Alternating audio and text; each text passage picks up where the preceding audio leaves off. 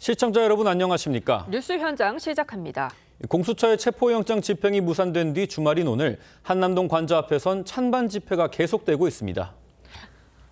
네, 공수처는 휴일인 오늘도 대부분 정상 출근했다고 하는데요. 취재기자 연결합니다. 자, 조윤정 기자, 먼저 관저 앞 상황 어떻습니까? 네, 한남동 대통령 관저 앞은 오늘도 찬반 집회 인원이 몰렸습니다. 어제 공수처 영장 집행이 무산되자 윤 대통령 지지자들 사이에선 환호성이 나오기도 했는데요. 이른 아침부터 다시 한남동 관저 앞에 나온 지지자들은 윤 대통령을 지키자며 결의를 다지고 있습니다. 반면 민노총은 어젯밤부터 1박 2일 철야 농성을 이어가고 있습니다. 민노총은 윤석열을 체포하라며 오늘 저녁 7시까지 농성을 이어갈 계획입니다. 경찰은 기동대를 투입해 양측의 충돌을 막고 있습니다. 공수처는 전열을 재정비하고 있습니다. 어제 체포영장 집행이 무산되자 오늘도 대부분의 검사들이 출근해서 영장 재집행 시기와 방식 등을 검토 중입니다. 공수처는 최상목 대통령 권한대행에게 경호처가 영장 집행을 막지 않게 명령해달라고 요청한 상황인데요. 공수처는 모레 영장 집행 유효기간까지 다시 한번 체포에 나설지 아니면 바로 구속영장을 청구할지 등 여러 방안을 놓고 고심하고 있습니다. 지금까지 사회부에서 TV조선 조윤정입니다. 윤석열 대통령 체포영장 집행 불발 이후 여야 정치권도 분주한 모습입니다. 국민의힘과 민주당 모두 주말 같은 시간 의원총회를 소집해 대응 방안을 논의한다는데요. 국회 취재기자 연결합니다. 자, 최영국 기자, 여야 의원총회 지금 진행되고 있나요? 네, 조금 전 2시부터 양당 모두 긴급 의원총회를 시작했습니다. 윤석열 대통령에 대한 공수처의 체포영장 집행과 탄핵 심판 과정에서 내란죄 혐의를 처리하는 걸 놓고 대응 방안이 논의될 전망입니다. 윤 대통령 체포 무산에 반발 중인 민주당은 오늘 오전 운영위와 법사위, 행안위 소속 의원들이 모여 대책 마련에 나섰습니다. 신정훈 행안위원장은 최상목 권한대행이 직무를 유기하고 있다며 경호처의 불법 상황을 방조, 조장하고 있다고 비판했습니다. 박성준 운영위 야당 간사는 공수처는 즉각 체포영장 집행을 재개해야 한다면서 경호처가 다시 한번 집행을 막아선다면 역사 속으로 사라지게 될 것이라고 경고했습니다. 국민의힘은 공수처의 추가 영장 집행 시도에 대비한 당내 대응 기조부터 논의한다는 계획입니다. 이와 함께 어제 민주당이 윤 대통령 탄핵 사유에서 형법상 내란 혐의를 철회한 것에 대한 비판도 이어지고 있습니다. 주진우 법률자문위원장은 내란죄를 빼고 나머지만으로 최대한 빨리 탄핵해 이재명 대표 사법 리스크를 피하려는 꼼수라고 비판했고, 당내에선 헌법재판소와 야당의 유착 의혹을 제기하거나 사유가 변경된 만큼 국회 의결 과정을 다시 거쳐야 한다는 목소리도 커지고 있습니다. 민주당은 국민의힘이 궤변과 억지를 부린다며 8년 전 박근혜 전 대통령 탄핵 과정에서도 권성동 탄핵소추위원장이 뇌물죄 부분을 빼고 탄핵 사유서를 다시 정리했다고 맞섰습니다. 지금까지 국회에서 TV조선 최원국입니다. 네, 5시간 반 대치 끝에 공수처의 윤 대통령 체포가 무산됐습니다. 이 정국은 또다시 요동치고 있습니다. 네, 전문가들과 정치권 쟁점 짚어보겠습니다. 김기흥 전 대통령실 부대변인, 조기현 민주당 법률위 부위원장 나오셨습니다. 안녕하십니까? 안녕하세요. 네, 이 체포영장 무산에 대해서 공수처가 강한 유감이다. 경호처는 공수처의 관저 침입이 불법 행위다 이렇게 규정을 하고 법적 조치까지 예고했는데 네. 어떻게 보셨습니까? 아무래도 이제 공수처가 수사 권한이 없는데 무리한 어떤 수사를 벌이다가 영장도 어떻게 보면 불법이고 무효죠. 그리고 영장이 발부되는 과정에 있어서 판사의 어떤 정치적 어떤 편견 그런 부분에 대해 문제를 제기할 수밖에 없고 또 권한 밖에 어떤 월권을 하지 않았습니까? 법과 법이 서로 상충되는데 관련된 법 중에서 경호처가 뭔가 그걸 막기 위해서 사용하는 형사소송법 관련해서 110조와 111조를 예외로 두지 않았습니까? 네. 그런 부분에 대해서 상권 분립에 대한 문제점도 제기되고 있고요. 그리고 무엇보다도 이 체포영장을 집행하는 과정에서 경찰이 과연 할 수 있는가 이 부분에 대한 논란도 있거든요. 그래서 결국은 공수처가 언론 플레이를 통해서 여론을 통해서 뭔가 압박하는 거 아니냐. 그러니까 헌법과 법률의 증거에 의해서 하기보다는 그런 언론 플레이와 사실상의 어떤 공수처가 꼼수처가 된 거 아니냐 그런 비판마저 일고 있는 상황입니다. 네, 조기현 변호사님. 오늘 아침 조간신문의 평가들을 그대로 인용하면 될 것 같습니다. 부끄럽고 참담하다, 비루하다, 막장극, 법의 집행을 따르지 않는 대통령을 대통령이라고 부를 수 없다. 대부분의 논조고 보도 내용이었는데요. 어제 상황을 보면서 국민들도 똑같은 생각을 하셨을 겁니다. 26년간 검사를 하셨고 또 대통령 헌법소에 대한 선언을 하신 분입니다. 법원에 적법하게 발부된 체포영장 집행을 경호처를 동원해서 막은 행위를 과연 어떤 명분으로 법리로 설명할 수 있겠습니까? 네. 이 자체가 불법이고요. 아마 수사, 이 내란에 대한 수사 혐의에 더해서 특수공무집행 방해죄 등이 추가될 수밖에 없는 상황이고 탄핵 심판 절차에서도 이 부분이 분명한 파면의 어떤 이유로 기재될 수밖에 없는 상황을 어제 만들었다고 봅니다. 네, 관련해 윤 대통령 측 입장 바로 들어보겠습니다. 그 대통령께서 이제 체포 불응하신 게 좀 헌법수 의지가 없다는 지적을 탄핵 심판에서 받을 수 있다 이런 지적도 일각에서 있던데 좀 어떻게 보실까요? 그건 뭐 정말 터무니없는 얘기고요. 우리는 법정에서 영장 실질심사를 다 받을 거고 정당한 체포영장이든 뭐 구속영장이든 집행에 대해서는 다 받고 다 밝힐 겁니다. 대통령이 피하면 뭘 피하겠습니까? 본인이 다 여기까지 온 건데 그거는 전혀 염려 안 하셔도 됩니다.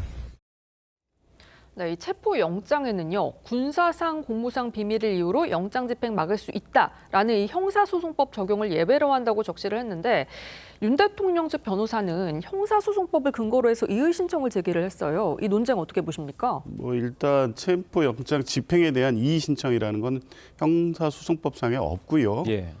불필요하고 그냥 소모적인 어떤 문제제기라고 봅니다. 체포영장에 대해서 이 당부나 부당성을 다투려면 영장이 집행된 후에 적부심 청구만 할 수 있습니다. 무의미한 절차를 하고 있다고 볼 수밖에 없고 형사소송법 110조, 111조는 체포영장 집행을 위한 수사영장의 적용 대상이 아닙니다. 예. 110조, 101조의 적용 취지는 군사상 비밀이라든가 공무상 비밀이 있는 지역에 대해서 압수수색 영장이 무분별하게 진행될 경우에 국가상 중대한 이익이 침해될 우려가 있기 때문에 책임자의 승낙을 받도록 정해놓은 것뿐이고요. 네. 본 건과 같이 내란 피의자로 세 차례 소환에 불응해서 불가피하게 체포영장이 발부된 상황에서 체포영장 집행을 위해 수색영장을 집행하는 상황이라고 하면 형사소송법 110조, 111조가 적용될 여지가 없고요.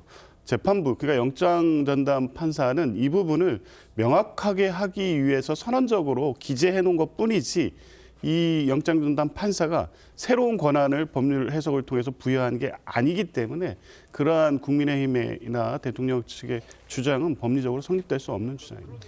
네, 체포영장 집행에 나선 것에 대해서 여야의 입장도 팽팽히 맞서고 있습니다. 관련 내용 들어보시죠. 공수처는 무리한 현직 대통령 체포 시도를 자제하시길 바랍니다. 내란죄 수사권에 대한 논란을 해소하기 위해서라도 공수처는 사건을 경찰에 이첩하길 바랍니다. 법은 모두에게 평등한 것입니다. 누군가의 아집, 어떤 집단의 특별한 이익을 위해서 전체가 희생되어서는 안 됩니다. 네, 뭐 대통령 체포 시도를 자제해라. 누구나 법 앞에 평등하다. 네. 여야 반응 좀 어떻게 보셨습니까? 저는 이재명 대표의 법 앞에 누구나 평등하다 이 얘기를 본인한테 묻고 본인한테 대답을 과연 하실 수 있을지 네.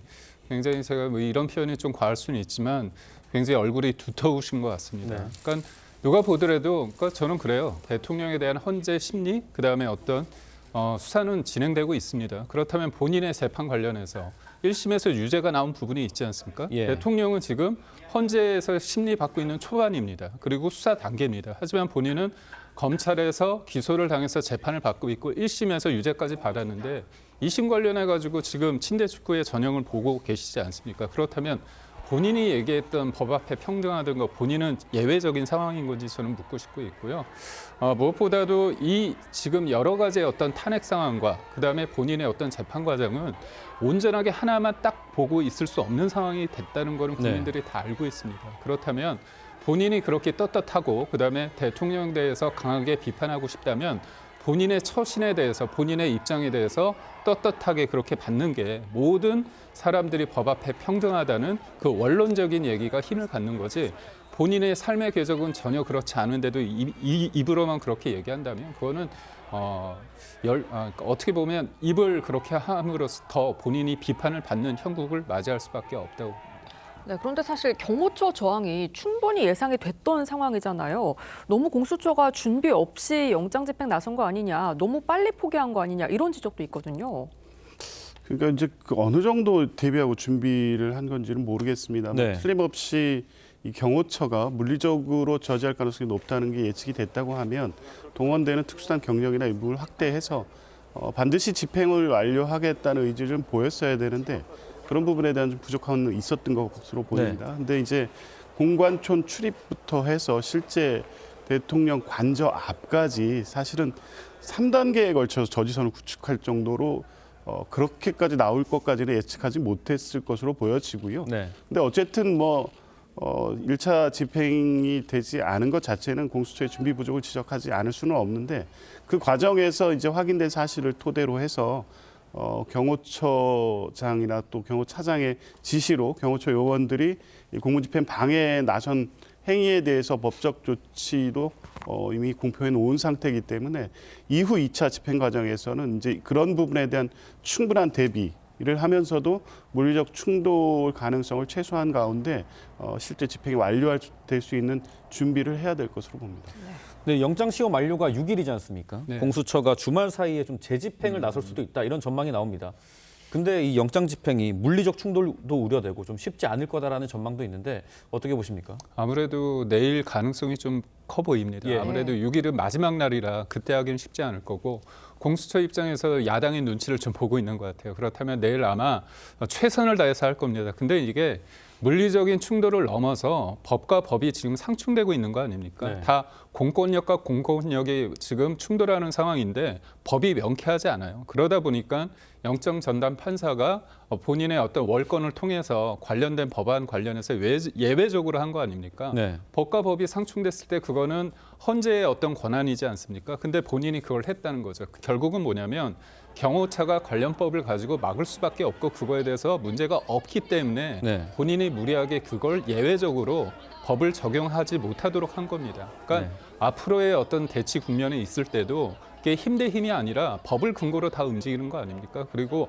경호처는 제가 이제 대통령실에서 근무를 했을 때 네. 제가 그 상황을 말씀드리자면 이분들은 진보 정권이나 보수 정권이나 그게 크게 영향이 없습니다. 그러니까 좀 우스개 얘기를 한다면 예. 본인들이 5년 뒤 누구든 나가기 때문에 본인들이 주인하는 생각을 해요. 그러니까 예. 결국 이분들이 법적인 근거 없이 소위 말해서 누군가 지시를 했다고 해서 불법적인 걸 이행할 분들이 아닙니다. 네. 자부심도 되게 강합니다. 그렇기 때문에 저는 이분들에 대해서 논란을 일으키지 말고 결국은 깨끗하게 법적 논란이 없게끔 공수처가 아니라 경찰이 수사를 하고 그에 대해서 영장을 검찰에 신청해서 그 영장을 발부를 법원을 통해서 하면 되는 겁니다. 그럼 가장 좋은 방법을 배제한 상태에서 왜 이렇게 하는지 저는 도저히 이해가 가지 않습니다. 네, 이런 상황에서 공수본이 대통령 경호처장 등을 특수공무집행방해 혐의로 입건을 하고 오늘 출석하라고 했는데요. 이 처장은 출석을 거부를 했는데 위법한 공무집행방해가 있었다라고 봐야 될까요? 당연하죠. 법원이 발부한 적법한 체포영장 집행을 물리적으로 막은 거 아니겠습니까? 형법상 특수공무집행 방해는 폭행 협박으로 공무원의 직무집행을 방해할 때 성립이 되고요. 거기에서 폭행 협박은 최광의의 의미입니다. 그러니까 뭐 굉장한 어떤 물리적 어떤 동원이나 충돌을 요하지 않고 어제와 같이 몸싸움이 있었다거나 차벽을 설치하거나 인간 스크럼을 통해서 진입을 막거나 이런 모든 행위가 특수공무집행 방해죄에 해당되고요. 또 범인 은닉죄도 될 수 있습니다. 그리고 또 경호처법상의 직권남용죄까지 모든 죄의 성립 여부에 대해서는 어제 뭐 공수처의 브리핑이 아니더라도 영장 집행 과정에서 눈으로 확인된 사실만으로도 공무집행 방해죄 성립이 명백하기 때문에 당연히 송환에 응해야 되죠. 그리고 뭐 추가적인 집행이 있을 경우에 어제와 같이 똑같은 이 저지를 한다고 하면 관련자들은 현장에서 즉시 현행범인 체포를 해도 무방하고 실제 공수처는 그 정도의 대비를 하고 집행에 나서는 게 맞다고 봅니다. 네, 어제는 윤 대통령 탄핵 심판의 두 번째 변론 준비 기일이었습니다. 탄핵을 소추한 국회가 이 탄핵 사유서에서 내란죄를 배제하겠다고 해서 이 파장이 상당히 커지고 있습니다.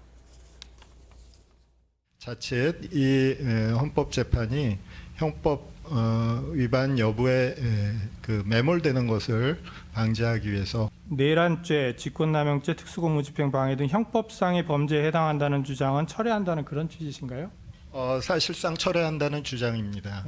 그 청구인 측에서 주장하시는 것은 필요하면 넣었다가 또 재판 열리면 뺐다가 그런 소송회의를 하는 것 같은 느낌이 듭니다. 왜냐하면 네, 대변인님 지금 비상계엄의 헌법 위반 여부에만 집중해서 탄핵 심판 심리를 진행하겠다 이건데 일각에서는 이 민주당 이재명 대표의 조기 등판 대선 등판을 위해서 이 사법 리스크를 줄이려는 것 아니냐 이런 지적도 나옵니다. 그러니까 민주당의 아버지 이재명을 위한 민주당이기 때문에 저는 이해는 갑니다. 그렇지만 국민들이 이걸 받아들이기 힘들 것 같고요. 계엄에 대해서 저는 뭐 동의는 하지 않습니다. 다만 그 계엄 이후의 상황에 대해서 민주당은 굉장히 내란이라는 프레임을 통해서 매일매일 지금도 내란이 진행되고 있다고 얘기하지 않습니까? 근데 그렇게 당당하고 그렇다면 헌재에서 심리를 받으시면 되잖아요. 근데 그걸 빼겠다는 거 아닙니까? 계속 국민의힘에 대해서 내란 동조 세력이라고 얘기를 해놓고 지금은 그걸 빼고자 합니다. 왜 빼고자 하냐? 자신이 없는 거거든요. 시간이 걸리고 법리적인 충돌이 있기 때문에 그러는 겁니다. 만약에 자신 있고 싶다면 그걸 넣겠죠. 그러니까 1차 제가 알기로는 소추안에 그런 게 있었습니다. 북중러를 적대시하는 정책으로 인해 가지고 동북아의 고립을 초래하고 전쟁을 위기 상황에 했다. 근데 그게 외교적인 상황이기 때문에 그걸 뺐어요. 왜냐하면 논란의 여지가 있기 때문에. 그래서 나름 명확하다는 것들을 넣습니다. 그리고 사람들이 볼 때 내란죄이기 때문에 내란 혐의를 받고 있기 때문에 이거에 대해서 국민의힘 의원들도 몇 명 이렇게 찬성을 한 겁니다. 그 내용 빼고 계엄의 어떤 발동의 어떤 요건만 가지고 얘기했다면 동의하지 않을 거 아닙니까? 그렇다면 국회의원들은 모든 것들에 대해서 본인들이 주장한 대로 속된 말로 때려 넣고 통과되고 나선 헌재에서는 가장 중요하다고는 내란 혐의를 뺀다?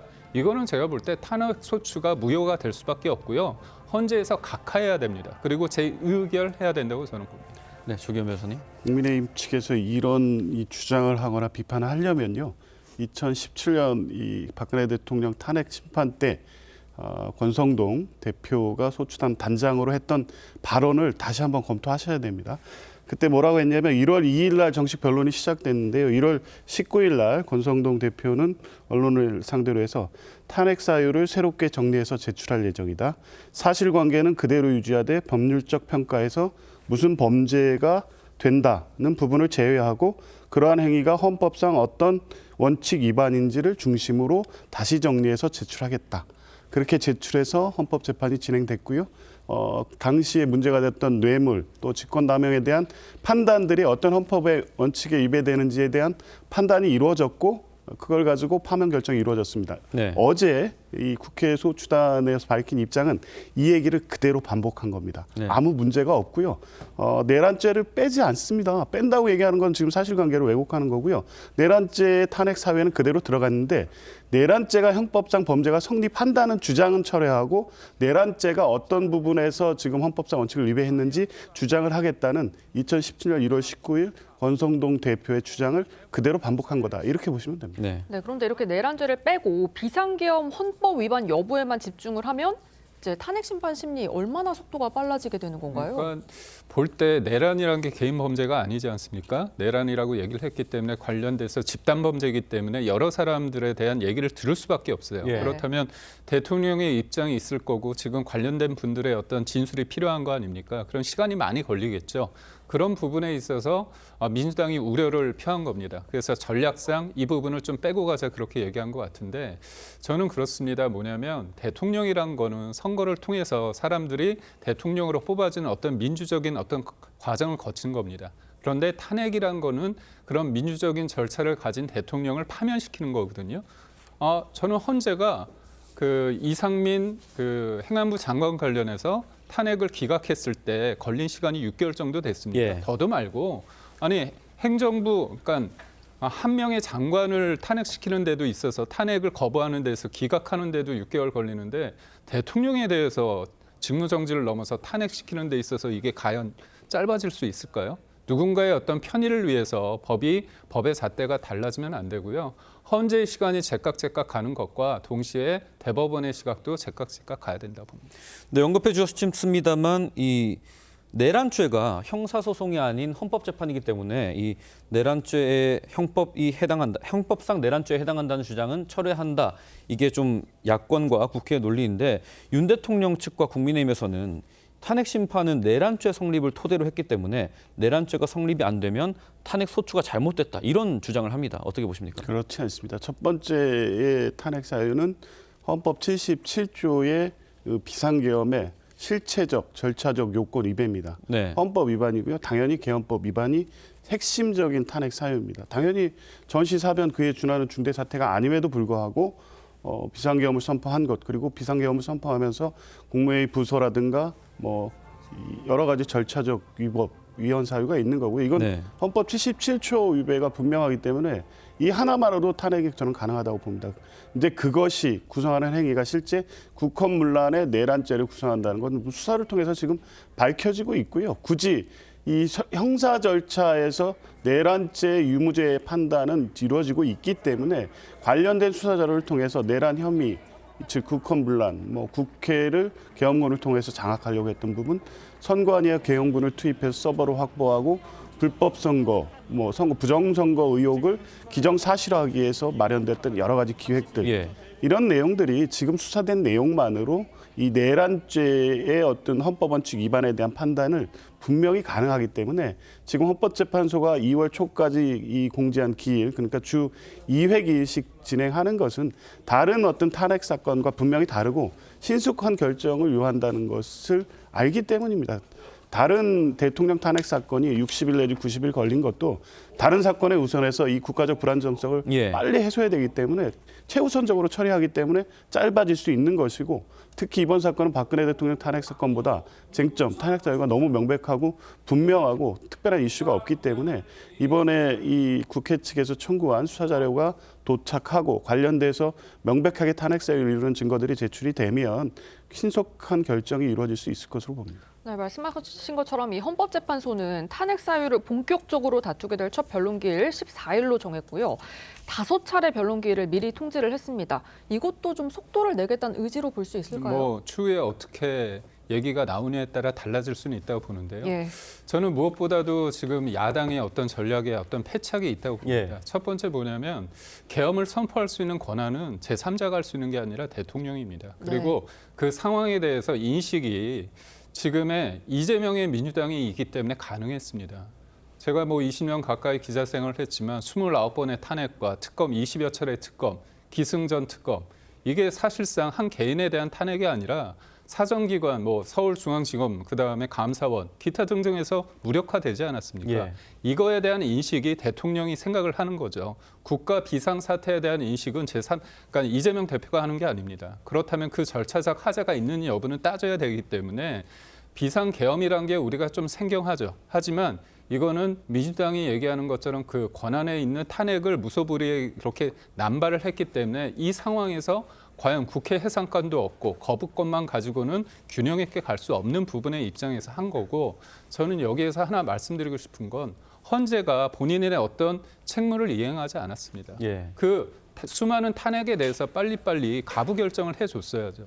그 국가기관이 무력화됐는데 헌재는 감시하는 쪽 아닙니까? 그렇지만 그들의 어떤 무작위에 대해서 어떤 일을 하지 않는 부분에 대해서 과연 누군가 감시할 수 있는 것인가에 대한 본질적인 질문을 하고 싶고, 마지막으로 하나는 뭐냐면 지금 내란 관련해서 이거에 대해서 좀 빼자는 거 아닙니까? 그렇다면 한덕수 권한대행의 탄핵에 있어서 가장 본질적인 게 그 내란에 동조했다는 거 아닙니까? 그렇다면 이 부분에 대해서는 어떻게 할지, 그리고 특히나 지금 권한대행의 대행으로서의 어떤 비정상적인 상황을 빨리 회복하기 위해서는, 극복하기 위해서는 지금 탄핵에 대한 어떤 의결 정족수 151석이냐 200석이냐 이 부분은 효력정지 가처분이기 때문에 1, 2주 안에 빨리 결과가 나왔으면 하는 바람입니다.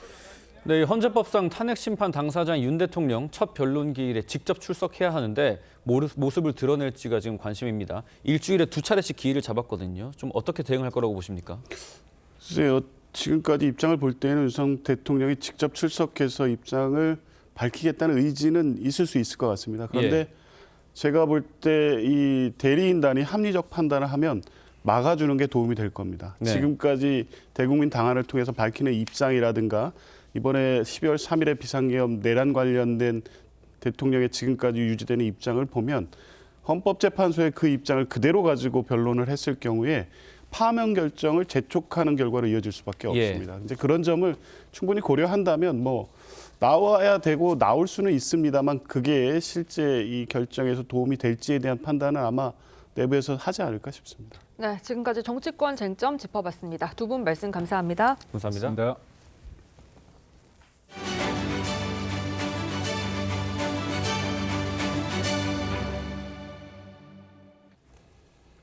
네, 연초부터 장바구니 물가 오름세가 심상치 않습니다. 네, 농산물부터 커피, 과자 같은 가공식품에 화장품 등 생필품까지 해가 바뀌길 기다렸다는 듯 줄줄이 가격이 오르고 있습니다.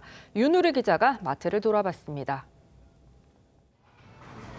대형마트의 채소 코너. 가격이 안 오른 품목을 찾기 어렵습니다.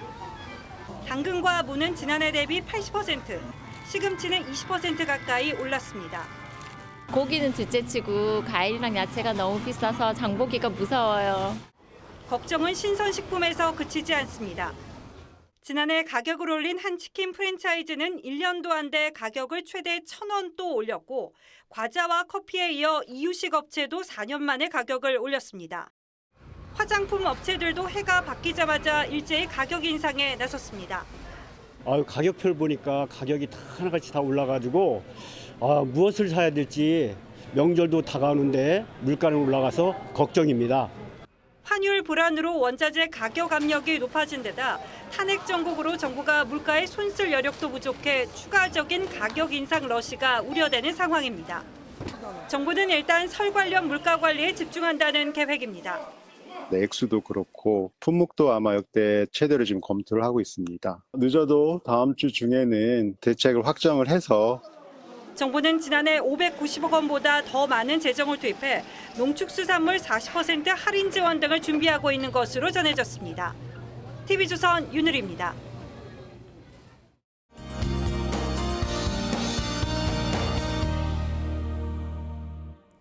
한파특보도 모두 해제되고 아침에 나타났던 추위도 한층 누그러졌는데요. 절기 소환인 내일도 평년 기온을 웃돌며 큰 추위 없겠습니다.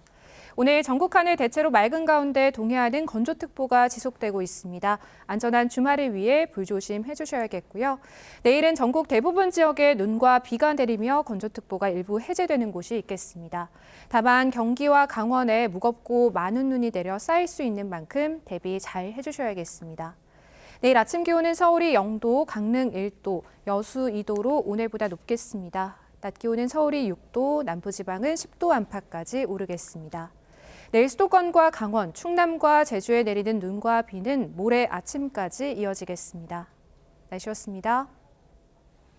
네, 1월 4일 토요일 TV조선 뉴스 현장은 여기까지입니다. 함께해 주신 여러분 고맙습니다.